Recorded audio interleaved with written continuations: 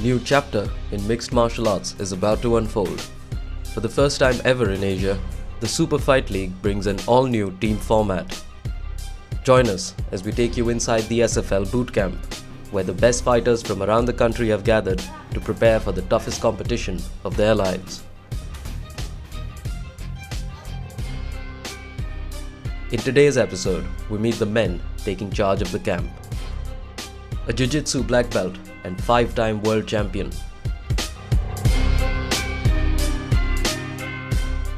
A gritty All-American grappler and a veteran of the sport who's fought and beaten some of the biggest names in MMA. And an Indian MMA veteran whose international exploits paved the way for a generation of Indian MMA fighters. I don't think you can get much more fan involvement when you involve the teams, simply because you can follow your team, and as they pull in new fighters, and you can get team pride. And I appreciate the scoring system that they have as well. It really makes the event interesting.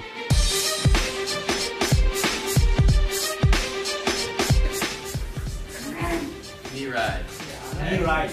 Me? Ride. Ride. Me ride. I believe that learning people's name is, shows that you respect them.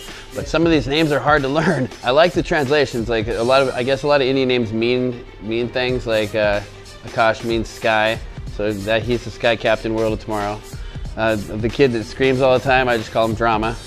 The real small guy, Smurf, and Daisy Dukes. Here I find out a very nice environment. I found the people very motivated, and I'm pretty happy with to help these guys into their journey into MMA, into get professional, to get into the international level. Indians have had a issue mostly till date with Brazilian Jiu-Jitsu, and what we felt is a proper knowledge of Brazilian Jiu-Jitsu is something that they really need. So we brought in Ivan, and Ivan is a decorated BJJ guy, everybody knows that.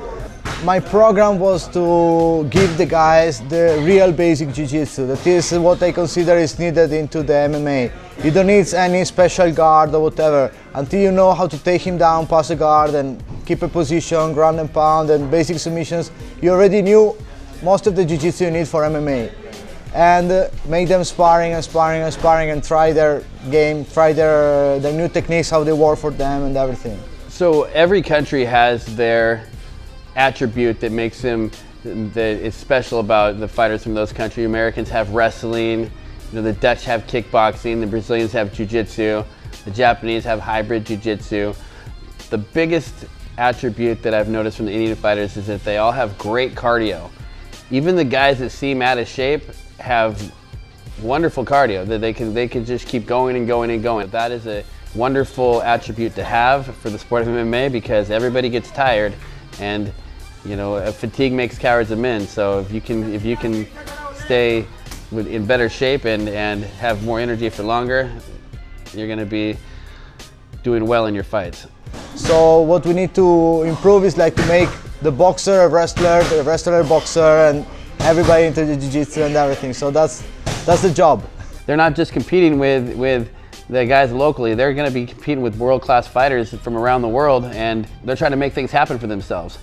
But you can tell the difference with the ones that really want it, the guys that are hungry, that are in here, they stay late, they come early. Those are the guys I'm looking for. We are basically looking for skillful characters.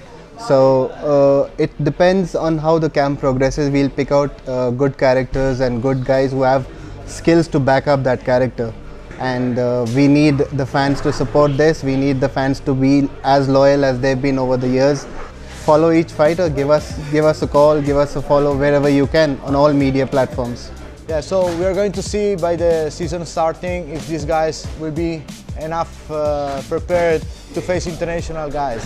But from the motivation I see from the guys and all the efforts they're putting on the mat, I think they can do a good job.